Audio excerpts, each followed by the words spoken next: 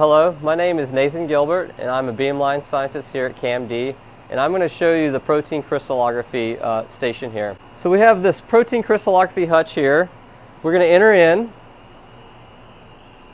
What we're going to do is we're actually going to take a protein crystal out of a tray and mount it onto our argoniostat here. So the toughest part of protein crystallography is actually growing protein crystals. Once a user has a protein crystal, we have lots of users from LSU, faculty in the biological sciences department, and a lot of them study inflammation, cancer, and antibiotic resistance.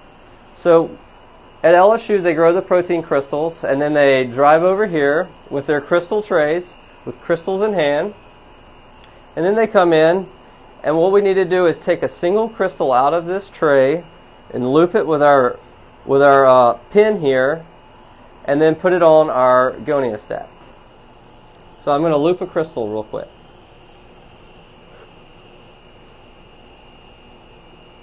So a protein crystal is a three-dimensional repetition of the protein molecule in three-dimensional space.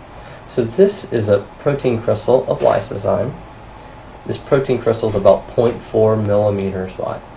It has around 5 billion protein molecules inside of it.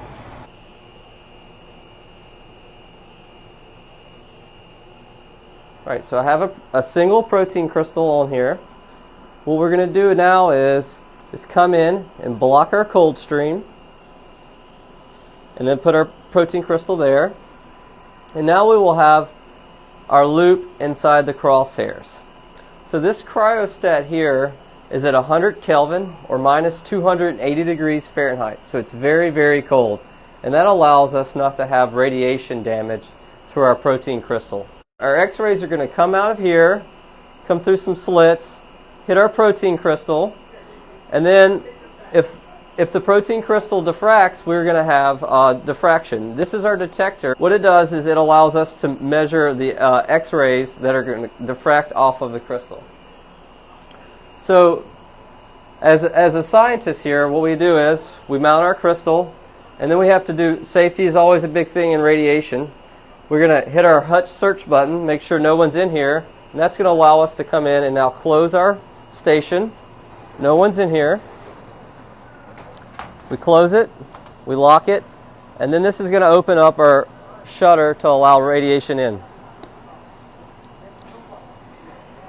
Now that we have our protein crystal, we're going to try to center on our protein crystal. So that was our loop, and we're going to look for our protein crystal in here. So I just center my crosshairs.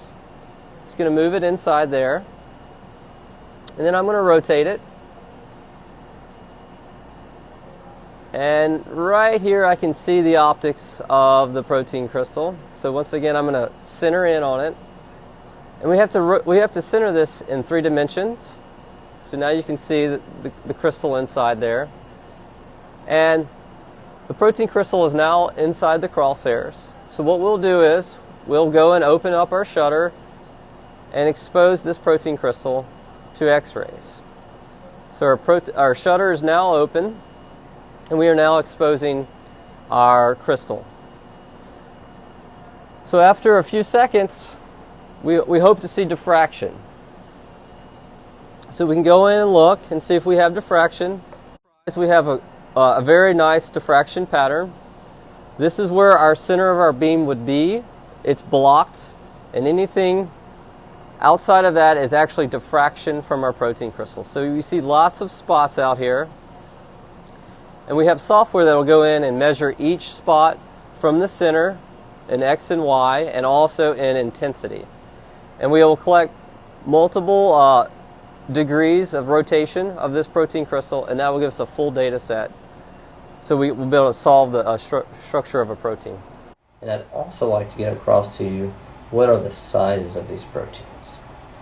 This magnification that we have here is about 3.5 million times the magnification. So these are very, very small. So another way to think about this is how can we think about something that's 3.5 million times smaller than us? Well, let's think of someone that is as tall as the International Space Station. The International Space Station is 250 miles high above the Earth.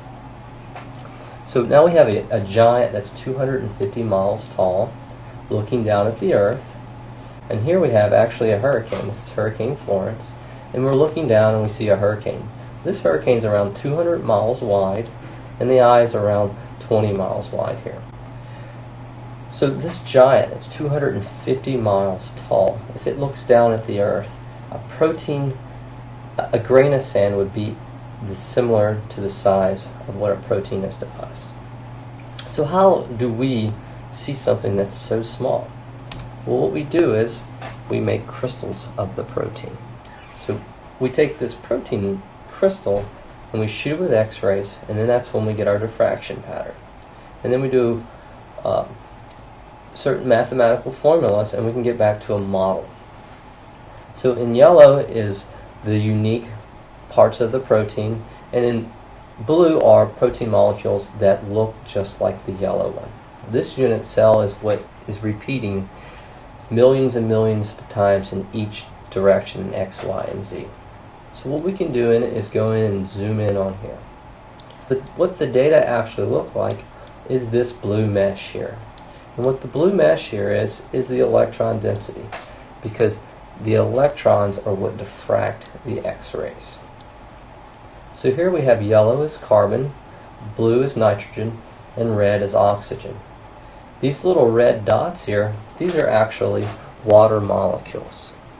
So the protein of interest we're showing here is called cyclooxygenase. What it does is it causes pain, it causes fever.